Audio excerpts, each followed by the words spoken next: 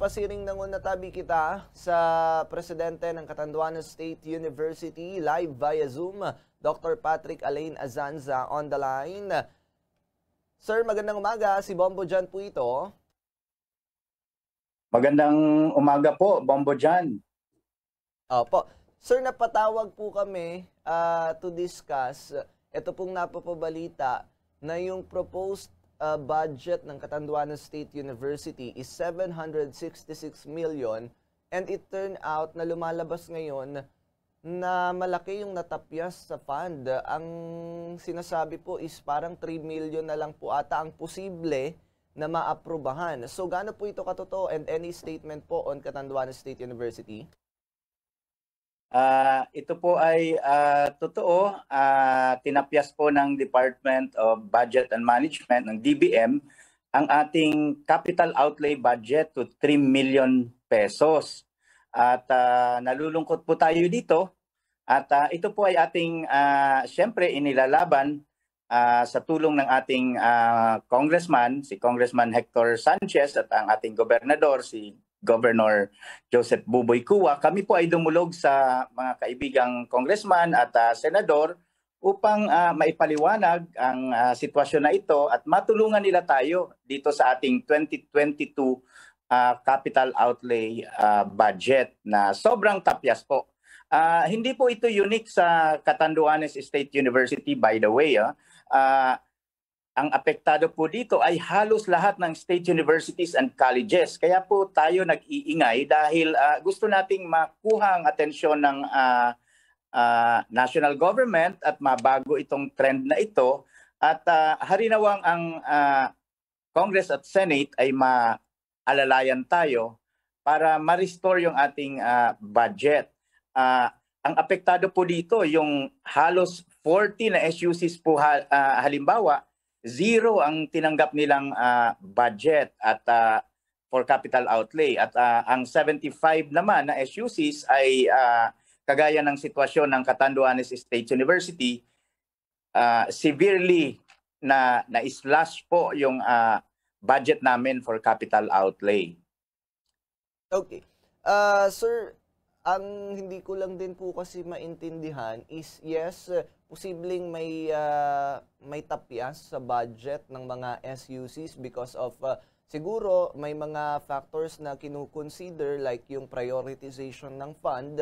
Pero ang hindi ko lang maintindihan, bakit napakalaki out of 766 proposed budget, 3 million lang po. Halos hindi nga po 3 million out of 766. Ano pong possible reason na nakikita ng Catanduanes State University? Bakit ganyan kalaki yung tinapyas sa fund? Hindi rin po namin maintindihan sa DBM kung bakit ganito kaseryoso. Actually, lahat kaming mga SUC president ay nagpupulong. Under po tayo sa pasok at kami mismo ay hindi namin maintindihan kung bakit ito ginawa ng DBM. Marahil sabi mo nga may prioritasyon silang nais na ipatupad at yun nga lang sabi na rin mismo ng Senado no na medyo nagulat din sila sa sobrang tapyas na ginawa no. Kung titignan yung budget ng SUCs sa pangkalahatan no, ang total nito nung nakaraang taon sa 2021 ay nasa around 86 billion. Sa ngayong 2022 national budget na pinopropose, 72 billion. Halos ang total na natapyas ay 14 billion. Samantalang dahil sa mga sa sitwasyong kinakaharap ngayon ng mga SUCs, actually, ang proposed budget for 2022 ng pangkalahatang SUC sa buong bansa ay nasa 184 billion. Ngunit 72 billion lamang ang binibigay ng DBM. Kaya po tayo nagkukumahog, lalo na dito sa Catanduanes State University po, meron tayong mga seryosong kadahilanan kung bakit tayo nagpo-propose na taasan naman yung ating capital outlay budget. Una, tinamaan po tayo ng Typhoon Rolly at seryosong pagkasalanta ng mga buildings po natin dito sa ating campus. Dalawa po ang campus natin, ang Virac at ang Panganiban. seryosong tinamaan po ng Typhoon Rolly, pareho ito. Pangalawan, we just celebrated our 50th anniversary. Ang ibig hong sabihin nito, ang ating mga buildings, karamihan halos 50-year-old na po. At ibig sabihin lang, kung talagang tayo prudent na State University President, alam natin na kailangan i-retrofit ito or i-rehabilitate itong mga major buildings ng universidad para naman hindi delikado sa ating mga estudyante. At yun nga po, nag-increase by almost 4,000 ang ating enrollment from 8.5 to 12.5 sa ngayon po dahil sa full implementation ng K-12. At ngayon po dumagsa ang pasok noon ng mga estudyante. Saan po natin ilalagay ang ating mga additional 4,000 students kapag walang capital outlay? We need more classrooms, we need more facilities, we want to provide quality education to our students. Isa pa dyan, syempre, tayo po ang kauna-unahang state university sa buong bansa na nag-grant ng Agro-Industrial Economic Zone at pangalawang SUC na grinant ng PEZA ng KIST or Knowledge, Innovation, Science and Technology Park dito sa buong bansa. Kailangan din natin ng additional capital outlay para naman maisaayos, maihanda ang ating universidad doon sa mga future locators ng ating economic zone. Panlima pang dahilan dito ay yung ating papalapit na face-to-face mode. Ayaw naman natin na basta na lang bumalik ang mga estudyante na hindi natin napaghandaan po. We want to be a good planner and as an SUC president, we want to retrofit properly our buildings so that pagdating ng face-to-face mode, naka-ready ang ating mga campuses. We have a playbook. However, how can we implement this if we don't have the capital outlay comes 2022? Yun po ang ating mga seryosong dahilan po dito sa ating problema. Okay. Sir, we understand na talagang hindi sasapat kung titignan kung 3 million lang yung maa-approve na fund for Catanduanes State University because of that reason. Pero I think hindi ko po alam kung masasagot po ninyo dahil we know na kakaupo pa lang po ninyo bilang president ng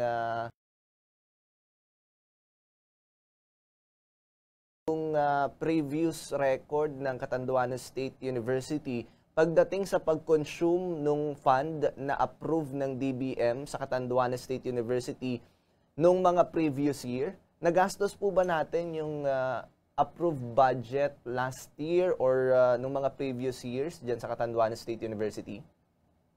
Isang kadahilanan din po marahil yan, yung absorptive capacity kasi ng isang university or isang government agency ay tinitignan ng DBM. Ngayon, sa kasamaang palad sa mga nakaraang taon, nagka-problema dito sa KATSU ang implementation ng ibang mga projects. At seryoso ko po itong kinakaharap bilang isang lingkod bayan. Tayo po ay seryosong kumbaga ay sinusolusyonan ang problemang ito dahil medyo related sa korupsyon na nangyari sa loob ng universidad, nililinis po natin. However, in my almost 5 months of being State University President dito sa KATSU, ay atin na pong unti-unti nagawa ng paraan yan. Halimbawa, yung mga contractors na hindi tumupad sa implementation program ay atin pong na-blacklist at yung iba naman po, nakausap natin at bumalik sila sa kondisyon na walang manghihingi ng lagay sa loob ng universidad. At sinabi ko na bawal ito sa aking administrasyon at natuwa sila, bumalik po ang iba at ipinagpatuloy. Actually, around 7 of them will be already at 97 to 100% by the end of the year in terms of implementation. Kumbaga, nasolusyonan po natin yung problema sa absorptive capacity. Yung iba, inirebid natin siyempre dahil requirement ito ng gobyerno at tayo naman ay sumusunod sa reglamento At yun nga po, na-i-rebid na at na-award na rin. In fact, ongoing na po yung implementation doon sa mga napabayaang projects.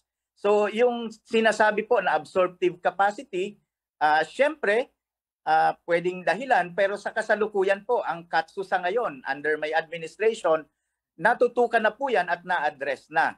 So yung sinasabing budget na nai-release sa atin previously ay kumbaga allocated na po ito doon sa mga nagbalik at ongoing at mga papatapos na mga proyekto. So hindi po siguro ito magandang dahilan para sabihin na dapat tapyasan ang Catanduanes State University. Lalo na po under my administration, nakikita naman na seryoso ang ating pag-address sa mga concerns na ito. At lalo na doon sa mga 5 kadahilanan na sinabi ko, napakalinaw na kailangan ng Catanduanes State University yung suporta sa capital outlay. Pagdating ng araw po, makikita naman na with our economic zone, for example, aabot sa halos ilang bilyon ang pwedeng maging income ng KATSU, masuportahan lamang po sa ngayon ng ating national government yung capital outlay para sa ating economic zone. So umaasa kami at natutuwa naman dahil ang atin pong ilang kaibigang congressman at senador na nilapitan namin ni na Congressman Hector Sanchez at ni Governor Joseph Buboy Kua, mukhang kumbinsido naman at supportive sa sitwasyon ng Catanduanes State University at iba pang mga universidad, mga SUCs dito sa ating bansa po. Okay. Sir, for the record lang, magkano po yung approved budget last year ng KATSU? As of last year, ang approved budget is around 479 million pesos total for 2021. Okay. As of now, magkano na po yung nakukonsume natin dyan po out of 479 million approved fund? Kung titignan yung ating na konsumo na, ang bulk naman ito ay sa personal services, no? At yung sa MOOE for the capital outlay, which is just around 71 million last year, yung more than 50% dyan ay hinabol natin by the end of the year.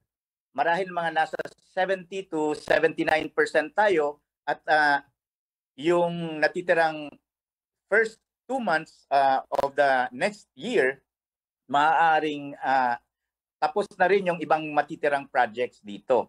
So yung for next year, yun talaga ang ating nagiging problema. For last year naman or this year na budget, ginagawa natin ang paraan para mahabol yung absorptive capacity. At sa tingin ko naman dahil sa ating kasanayan sa pagpapamamahala ng universidad, ay magagampanan natin ito. Very straightforward po ang ating approach at wala tayong mga hanky-panky na ginagawa sa State University dito sa KATSU at pagka talagang due na ang pagbayad sa mga contractors, diretso po nating na ibabayad dyan. Bumilis po at in fact, if you survey yung mga contractors natin ngayon, malalaman ninyo, sobrang tuwa nila sa pagbabagong in-implement natin sa pamamaraan ng pag-i-implement ng infrastructure projects dito sa KATSU.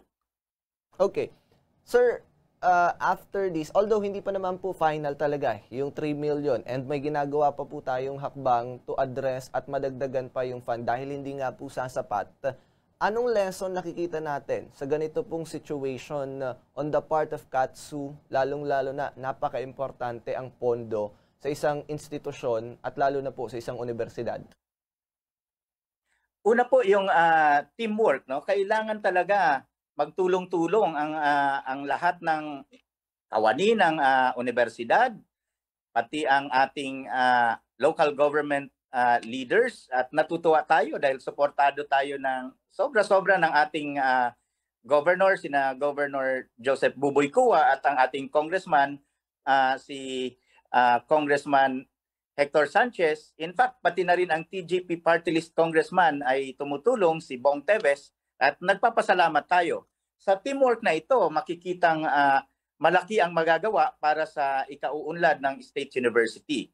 Ang isa pang leksyon na nakikita ko ay dapat talaga hindi pahintulutan ng mga taga-KATSU, no, ng mga empleyado ng isang state university, yung corruption sa loob ng universidad. Dahil ang magsasuffer nito ay ang universidad at mga estudyante, mga employees, at sa kalakhan, yung buong probinsya ng Catanduanes. So kaya naman tayo talagang naniniwala na dapat i-pursue natin yung corrective measures, and we want justice, no, sa mga nangyari dito sa loob ng universidad. Hindi po natin ito pababayaan, tututukan natin ito, and we believe that the long arm of the law will finally catch up with these people who have done such things within the university.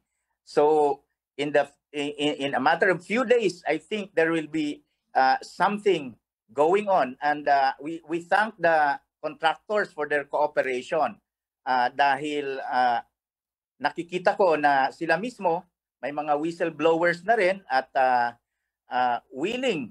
In fact, may ilan na nag-submit ng affidavit sa atin, at we will prosecute. We are serious, no? As a state university president, tayo po ay hindi natin papayagan ito. Sayang naman yung nakuha nating Lingkod Bayan Award sa civil service, no? Bilang isang honest civil servant noong 1996, nung ako'y nasa UP pa, talagang pinaninindigan po natin ito.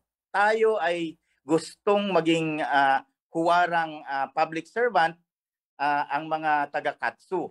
At hinihikayat ko ang mga empleyado, mga estudyante ng KATSU na huwag nang maging bulag sa mga ganitong bagay. Huwag nang hayaan na pumasok na lang sa isang tenga, lumabas sa kabila, or pumikit sa mga bagay na katulad nito. Hindi po natin papayagan dapat yung mga ganito, at tayo mismo ay dumulog at ipalabas ang mga ganitong sistema dahil sobrang kawawa naman ang universidad. Alam niyo po, yung aming hotel, may budget kami 80 million para sa isang hostel dito sa KATSU. Yung isang sikat na hotel po dito, 65 million tumirik. 3 floors. Napakaganda ngayon, sikat na hotel. Imagine, inabando na po. At halos 39 million na lang ang natitira, maaari nang matapos. Pero ano nga ba ang magagawa? Abandonado na ito. So tayo po gumawa ng paraan dyan. Blinacklist natin ang contractor at ating inirebid yung project. At harinawa na ito ay matapos. At tingin ko naman matatapos po under my administration. Okay. Sir, one just last point or issue na gusto ko din pong ma-address. Recently, Chairman Popoy De Vera po in-announce na pwede nang magbalik yung limited face-to-face in all courses or program sa mga alert level 3, 2, and 1 classification ng National IETF. Sad to say, ang Catanduanes po is alert level 4, siya na lang ang alert level 4 sa buong Pilipinas. So it means SUCs sa Catanduanes na lang po ang hindi siguro makakapag-implement ng limited face-to-face in all programs. Depende kung malilift po yung alert level 4 ng Catanduanes sa mga susunod na buwan. But any reaction on this matter, sir? Suportado po natin yung move ng CHED ni Chair Popoy para sa unti-unting pagbabalik sa face-to-face mode. However, gaya ng sinabi ninyo, siyempre, as KATSU President, we value life, no? Our primordial interest is to protect the health and safety of our students and faculty as well as all the employees. At sa kasamaang palad, tayo ngayon ay nasa alert level 4. MECQ po kami dito sa isla hindi po natin agad magagawa yan. However, we don't want to be caught flat-footed. We are working on our, we have a playbook here, no, sa KATSU. Nire-ready po natin ang ating university para maging ready doon sa pagbabalik sa campus ng ating mga estudyante. So ito po ay ating tinututukan at syempre kailangan ng budget dito at problema nga po yon. However, we're making both ends meet. Ginagawa natin ng paraan na kung ano man, talagang maging ready tayo, safe yung mga estudyante, assuming na ma-lift na yung ating alert level 4 dito sa yung MECQ dito sa Catanduanes ay ma-lift na po. So yun po ang ginagawa ng Catanduanes State University at natutuwa kami dahil ang ating chair naman ay napaka supportive po. Gayon din ang aming chairman, si Chairman Commissioner Aldrin Darilag ng CHED. At kung titignan po ang ginagawa natin, ang Catanduanes State University po mismo ay ginawa nating vaccination center. Isa ito sa dalawang naunang vaccination center sa buong Kabikulan.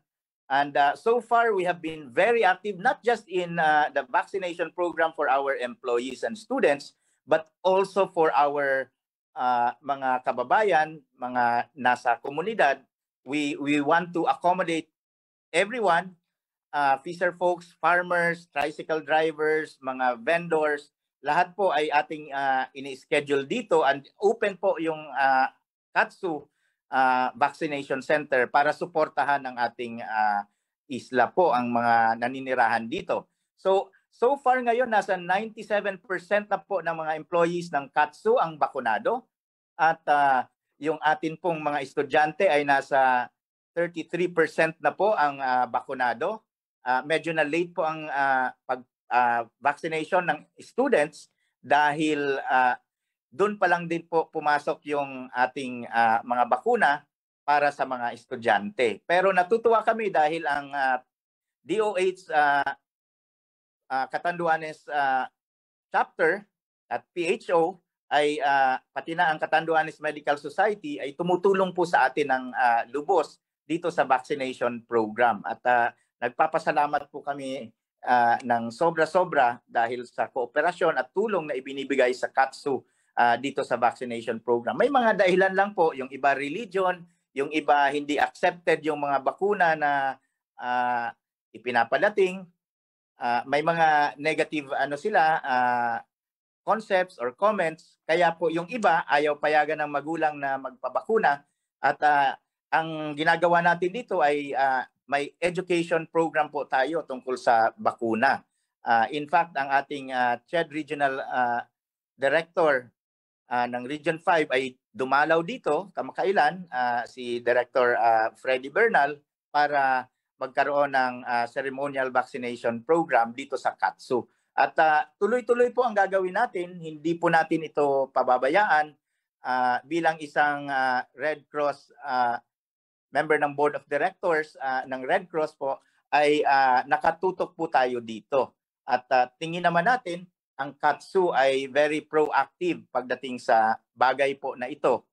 At ang tingin ko, matter of time, maaabot natin yung herd immunity at magiging ganap na ready tayo para sa pagbabalik sa harinawa, sa face-to-face mode.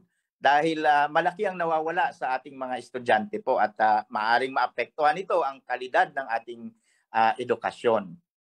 Alright. Sige po. Sir, maraming salamat sa pag-accommodate sa amin to discuss ito pong queries and reaction po natin about the fund and of course yung limited face-to-face. Maraming salamat. Magandang umaga. Maraming salamat po, Bombo Jan, at gayon din po sa lahat ng mga tagapakinig ng inyong programa. Maraming salamat po at magandang araw sa inyong lahat. Mga kabombo, Dr. Patrick Azanza, Presidente ng Catanduanes State University. I will try to get or to talk to DBM Director Renato De Vera. baka ngayon, after siguro ng commercial break niya to, baka makontakta si Director De Vera to discuss on the part of DBM, takita digdi, to be fair, di ba? Para mabilog po niya to yung story at masabutan kan mga listeners po niya to, paliwanag ng DBM on this matter, no? Ang laki ng natapyas sa budget ng Catanduanes State University. So, sa regional office ng DBM Bicol, ihumapo tayo ni kay Director De Vera. Standby! 47 minutos, makaliis ang alas 8 sa pagka-morning.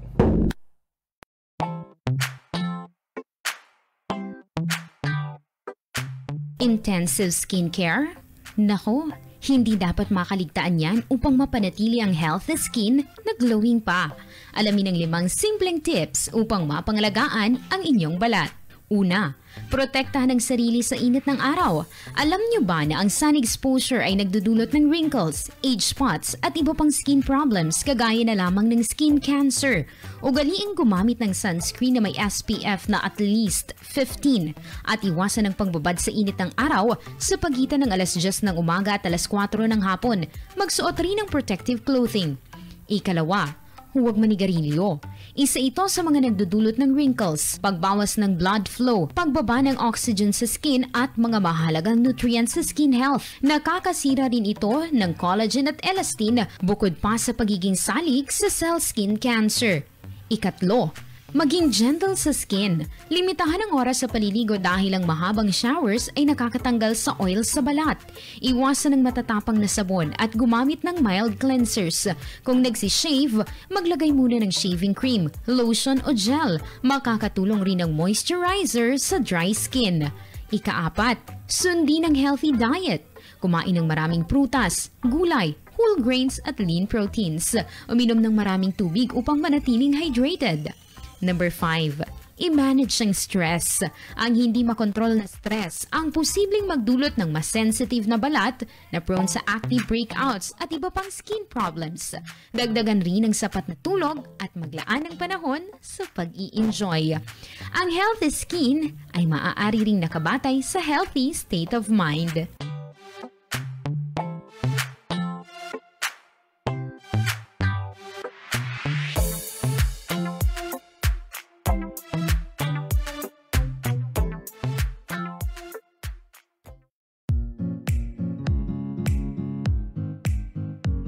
Sa panahon ng pagpasok ng tag-ulan sa Pilipinas, mahalagang bantayan ang kalusugan dahil maraming aksidente at sakit ang maaaring makuha. Ano-ano ang mga dapat gawin tuwing tag-ulan? Maging updated sa panahon. Bilang paghahanda sa tag-ulan, ugaliing maging updated sa panahon at sumunod sa forecast ng Pag-asa. Alamin rin ang mga lugar na karaniwang binabaha at nagkakaroon ng pagguho ng lupa tuwing masama ang lagay ng panahon. Manatili lamang sa loob ng tahanan lalo na kung hindi naman mahalaga ang pupuntahan.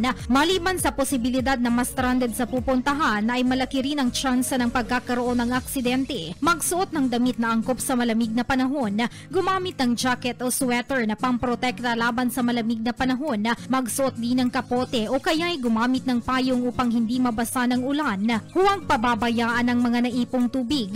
Pagkatapos bumuhos ng ulan, agad na silipin ang paligid kung may naipong tubig ulan. Kung mayroon, agad itong itapon ng sa gayon ay maiwasan na pamugaran ng lamok na posibleng may dalang dengue. Panatilihing bukas ang linya ng komunikasyon. Sa oras ng kalamidad, mahalagang magkaroon ng komunikasyon upang mailigtas kung nasa panganib. Panatilihing may battery at load ang iyong cellphone at ugaliing isave ang emergency hotline sa iyong contact list.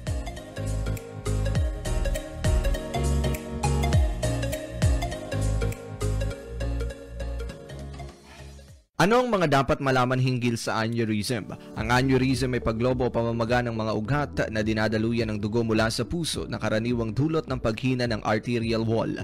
Maaaring mangyari ang aneurysm sa anong bahagi ng katawan ng pasyente. Karaniwang wala itong ipinapakitang sintomas, subalit ang ruptured aneurysm ay maaaring magdulot ng malalang komplikasyon. Maaaring magpalala sa pagputok nito ang mataas na kolesterol at blood sugar. Posibleng magpalala sa aneurysm ang paninigarilyo, hypertension, nutrition, poor diet, hindi aktibong lifestyle at obesity. Sino-sino ba ang maaaring tamaan ng aneurysm? Ayon sa mga pag-aaral, karaniwang nagkakaroon ng aneurysm ang mga taong nasa edad 35 hanggang 60 anyos. Mas mataas rin umano ang tsansa ng mga babae ang magkakaroon nito kaysa sa mga kalalakihan. Kabilang sa mga komplikasyon nito ang matinding pananakit ng dibdib, back pain at matinding pananakit ng ulo. Paano ba mapipigilan ang aneurysm? Iwasan ang paninigarilyo, bigyan ng oras ang pag-eehersisyo at magkaroon ng healthy diet upang mabawasan ang kolesterol at bantan ng atherosclerosis.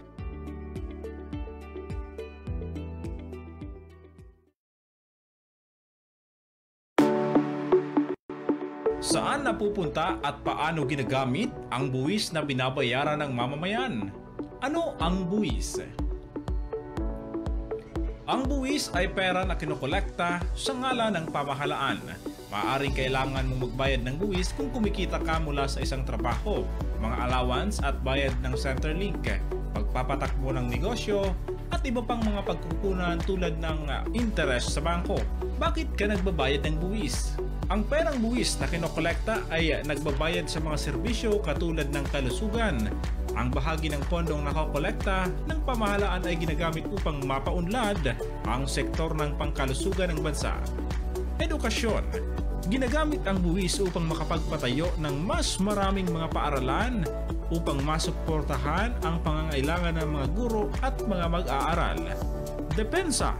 Sa buwis, nanggagaling ang pondo na ginagamit upang palakasin ang sandatahang lakas ng Pilipinas na inaasahang makakapagprotekta sa mga mamamayang Pilipino.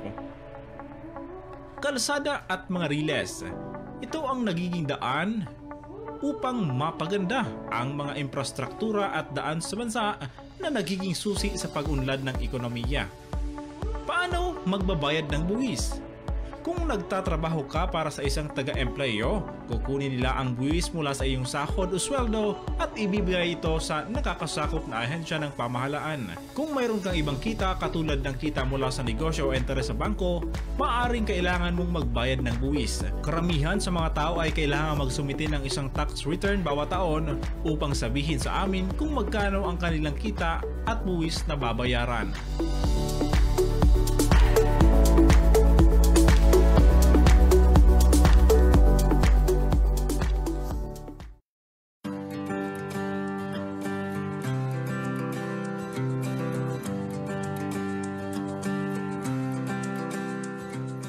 Ano ang mga paraan ng tamang pagdidisiplina sa mga bata? Kilalanin at unawain ang nararamdaman at pag-uugali ng iyong anak. Pinakamahalaga sa tamang pagdidisiplina ang pagkilala sa kanilang mga nararamdaman. Tanungin sila kung bakit sila naiinis, nagagalit o nalulungkot. Mahalaga rin na malaman ng mga bata kung paano kokontrolin ang kanilang emosyon. Mag-set ng malinaw na rules at maging consistent sa pagpapatupad nito. Ipaalam Nadugang sa programa, sundan tayong interview ko with Dr. Azanza, Presidente kan Catanduanes State University. On the side naman po ngunyan ng Department of Budget and Management for a healthy discussion about this concern. The DBM po ang may idea kaan, makakapag-explikar kung anong nangyari, bakit out of 766 proposed budget, 3 million lang yung possible pa lang naman na maaprubahan. Tama-tama, live via Zoom din, Regional Director Renato De Vera ng Department of Budget and Management, DBM Bicol. RD, magandang umaga. Si Bombo John Tabi ini. Ay, magandang umaga, Bombo John, at magandang umaga din sa lahat ng nakikinig ng programa mo. Diyos maray na aga sa tuya po, Gabos. Apo. RD, napaapod kami just to hear the side ng DBM on a certain matter about Catanduanes State University because ang proposal nila sa next year budget is 766 million and ang posible lang daw pong ma-approve is 3 million. Naaaraman mi din na halos lahat ng SUCs natapyasan din ng fund. Pero ang laki daw po sa Catanduanes. Anong paliwanag ng DBM on this matter? Actually po, alam naman nating lahat na una, because of the pandemic, yung ating pong mga negosyo meaning yung negosyo sa buong Pilipinas na apektuhan. At pag naapektuhan ang negosyo, yung nagbabayad ng tax, yung pagbabayad ng tax, hababa. Kaya po ang pinakainot na sigurong masasabi kong dahilan kung bakit yung ibang mga proyekto ng ibang mga ahensya ng gobyerno, lalong-lalo na itong sinasabi nga ng Catanduanes State Universities na ang kanilang proposed budget na 766 million, 3 million lang. Probably they are referring to the capital outlay alone ang napagbigyan sa proposed budget for 2022. So, number one ay yung available or projected na income ng gobyerno for 2022 ay bababa because of the pandemic. So that's number one. Siguro ang pangalawa, nagbaba na nga ang projected income, yung priority naman pagdating sa paggastos. Yaon pa manggiraray, andyan pa din yung pandemic sa atin. So therefore, the number one priority is to address yung concerns para eventually yung pong masawata natin ito pong COVID-19. So nandyan po yung pagpo-procure bako lamang hindi lamang ng mga vaccines, pati na rin ng booster shots. Lately nasa news po na magsisimula na ang Department of Health na mamigay ng booster shots, and of course it involves money. So that's the priority. And of course yung mga assistance, mga ayuda na kinakailangan pa rin na ibigay sa mga nangangailangan still because of the pandemic. So yung priority na yan. Speaking of priority, ito pong prioritization ng budget ay pinag-uusapan po yan sa gabinete. Dumadaan po yan sa buong executive department. Hindi lamang po DBM, although palaging more often than not, ang DBM ang tinuturo na dahilan. Kinat ng DBM yung aming budget. Pero ito po ay desisyon ng buong ehekutibo, ng buong gobyerno. Kasama na po dyan ang CHED. Si CHED Chairman Popoy De Vera, magkapelyido po kami, ay kasama din po yan dyan sa mga sa diskusyon po dyan. Although, siyempre, bawat department secretary, ahensya ng gobyerno, may kanya-kanyang proposed priority. But in the scheme of things, kasi sinasabi halimbawa, 766 million, 3 million lang ang binigay. Pero kung ibibigay lahat ng proposal ng lahat ng ahensya ng gobyerno, ay saan natin kukunin yung pondo? So definitely po, alam naman natin po yan, meron po talagang maikakat yan. Okay, so unfortunately siguro, malaki ang naging cut sa state universities and colleges. Merong mga state universities and colleges yung capital outlay nila 0 in 2022. Dahil nga po doon sa prioritization. Ang pangatlo din ay yung specific na mga dahilanan din ay yung implementation readiness ng mga proyekto na ipinopropose nila at yung absorptive capacity ng particular na ahensya.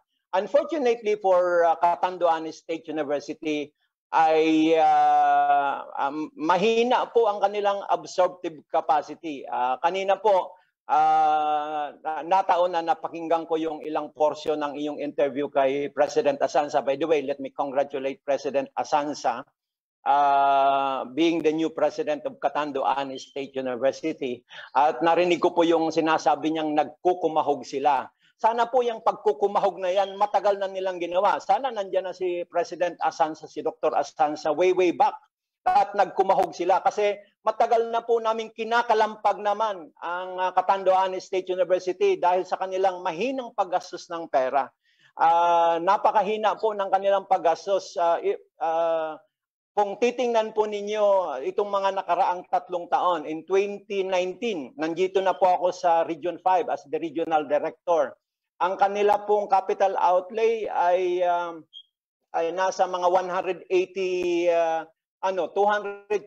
million. noong 2019 ang kanilang capital outlay. Okay, 229 million. Noong 2020, ito po yung pinakamalaki. Okay, ako na po ang regional director, ako na po ang nag-recommend nitong budget na ito for Catanduanes State University. Pumunta pa po kami sa Catanduanes State University para tingnan nga ang kanilang yung kanilang pangangailangan doon. Ang nailagay po namin na budget is 356 million pesos. So 356,722 million. That's for 2020. At noong 2021 naman ay ang total po nila ay nasa 171 million for capital outlay. Kasama na din po diyan mayroon pong congressional insertion na tinatawag. And of course, ngayon 2022 yung proposal ay 3 million. So nakita po nila yung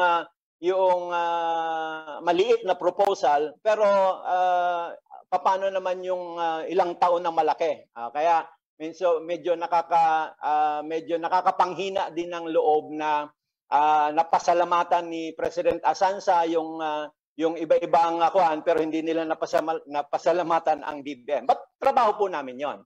Okay? And of course, kung kami nasisisi, it goes with the territory. But the problem with Catanduanes State University, and it breaks my heart. It makes me sad na narinig ko po na sinabi kanina na kinukurap lang pala nung mga opisyal ng diyan sa Catanduanes. Of course, galing po yan kay President mismo. Itong pondo na ito, kaya po pala mabagal ang implementation nila ay dahil nahihirapan. Kung base po doon statement ni President, hindi po namin alam yan. Ngayon ko lang po narinig yan, yung information na yan. Kaya pala every time humihingi po kami sa kanila ng evidence, documentary evidence kung bakit po yung mga proyekto ay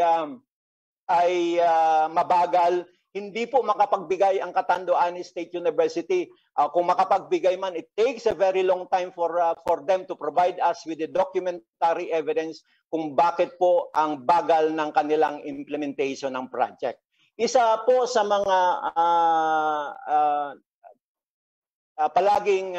palaging sinasabi ng DBM, dapat kayo, because nasa cash budgeting system tayo, dapat implementation ready, mag-early procurement kayo. Simulan nyo na, hindi pa man na-approve ang budget, for example, may 3 million ngayon, pwede na nilang may start ang procurement process niyan. Palagi naming ini-emphasize sa kanila, start early procurement. Unfortunately, I don't know why Catanduanes State University is very laggard in implementing projects. Kaya hindi po problema ang pondo. As a matter of fact, ang naging problema talaga ng Catanduanes State University is how to spend their fund expeditiously. Okay, ngayon sinasabi ni President Asanza kanina, narinig ko din na of course and I'm happy to hear na sabi niya ay ngayon ay talagang mabilis na dahil yung mga ibang mga kontraktor ay nasipagbalikan. Kaya lang yun po ay ngayon pa lang taon na yan, makikita po natin yung epekto nito sa kanilang utilization ng pondo at the end of the year. So hindi na po natin magagamit yan as a basis for our evaluation ng kanilang budget for 2022 dahil tapos na po yon.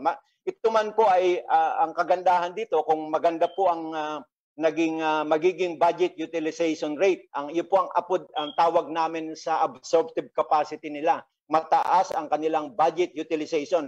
Meron kami pong kinocompute ng DBM yan. Meron kaming basihan, dahil lang po yan, hindi lang namin yan tinitingnan sa taas ng kisame at we compute their budget utilization rate. And of course, based on our computation, we ask for the justification. Some of their justifications, sinasabi po ng mga ay hindi naman justified yung kanilang nagiging dahilan kung bakit delayed ang kanilang implementation. Kung sakali man nagiging problema nila ay sa procurement, nandiyan naman po ang DBM para magbigay ng technical assistance sana, pero hindi naman po hinihingi ang technical assistance ng DBM pagdating po sa ganyan. So even tanungin kami kung bakit ganyan lang yung pondo na provide sa kanila. Hindi naman kami tinanong, pero kami yung sinisisi. So it pains us, it pains me to hear that kind of reasoning. But of course, I'm happy also that we have Dr. Asansa, that hopefully he would be able to ngayon, yung sinabi niyang nagkukumahog ay hindi na kailangan naming kalampagin sila para gastusin ang kanilang pondo. Because supposed to be fund is not the problem in 2019. Fund is not the problem in 2020. Wala pa tayong pandemic doon. Therefore, available, malaki-laki pa ang pondo. Then, andyan na rin po ngayon ay yung Mandanas Garcia ruling ng Supreme Court na nabawasan po ang pondo ng national government kasi nadagdag naman ang pondo sa local government unit. So isa pa yun kadahilanan kung bakit yung resources ng gobyerno ay nabawasan, Bombo, dyan. So medyo mahaba at yung aking sagot, pero I hope napaliwanag ko, and if Dr. Azanza is still listening at mga taga-Catanduanes ay sana po maintindihan nila kung bakit ganun lang po ang naibigay sa kanila. Pero in the last 3 years, yung budget po na naibigay sa kanila ay malaki. May sinulat mo, yung kinumpute mo yata, Bombo, dyan, kung magkano yung total. Hindi ko wala po akong total dito. Pero it's quite a lot. Ang nagiging problema ay yun nga, yung paggastos. Okay. Director, nakuha ko na din po halos gabos na paliwanag ng DBM, but gusto ko lang pong tawanan din nandoon kumbaga for the record, na bako lang sa Catanduanes State University kundi sa gabos ng mga government agencies and SUCs na once na hindi nila nagagastos yung fund for this year, talagang malaki yung posibleng maging epekto sa budget nila for the next year. Tama? Tama yun, Bombo, dyan. Yung absorptive capacity is a big factor namin pagdating sa pag-evaluate ng budget. That's part of one of the criteria sa pag-evaluate ng budget, at kung mababa masyado ang budget utilization rate na inaapod, both pagdating sa pag-obligate kang budget at pag-disburse ng sendang budget, ang isang agency, bako lamang isang SUC, dahil ina-apply ito sa gabos na ahensya kang gobyerno, ay bababa sa iyang ang tsansa na makakuha ng dagdag na pondo. Definitely ito na pinag-uurulayan ay dagdag na pondo na hinihingi ng isang ahensya ng gobyerno. Because pag sinabing 3 million lang, yun lang yung dagdag na hinihingi nila. Pero meron na silang budget na sigurado nang naipoprovide sa kanila. Kahit mababa ang kanilang budget utilization rate, they have already budget for personnel services, they have budget for maintenance and other operating expenses. Wala lang silang budget for capital outlay. But of course, nakikita nga namin na hindi nga nila nagagastos pa or mabagal yung paggastos nila ng capital outlay nila ng previous years. 2 taon na budget hanggang ngayon pa lang iniimplementa, na dapat matagal nang tapos yan. So yun yung mga tinitingnan ng DBM. And I think you cannot fault DBM because it's the work of the DBM. It manages the fund, the budget of the national government. And it is part of the mandate of the DBM to see to it that funds are properly utilized for the development ng ating pong bansa. Kung matutulog lang ang pondo sa isang ahensya ng gobyerno, tatanungin natin, bakit natin bibigyan sila, di ba?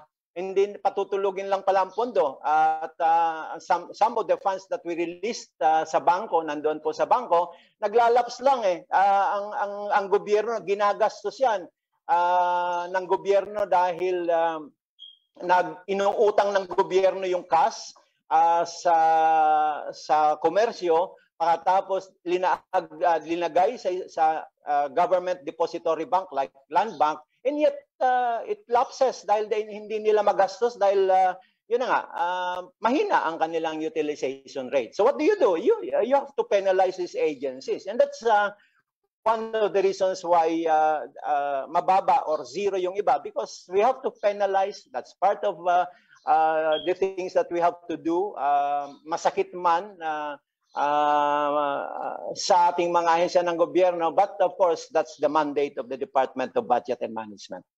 Okay. With that, Director, alam po niya mo, busy ka mo, pero napaonrahan manggiraray tabi nindo kami na maipaliwanag on the side of DBM at magkaigwan in healthy discussion about this concern.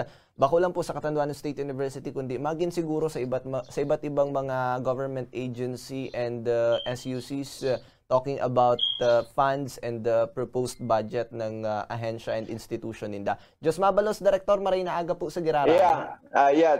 Yes, thank you, Jan. At tama ka, dapat pinag-uurulayan talaga. Si matter of fact, dapat magpo na rin ako dahil I was invited also by Central Bicol State University of Agriculture to their budget planning for 2023. So nagpaplano na sila for 2023.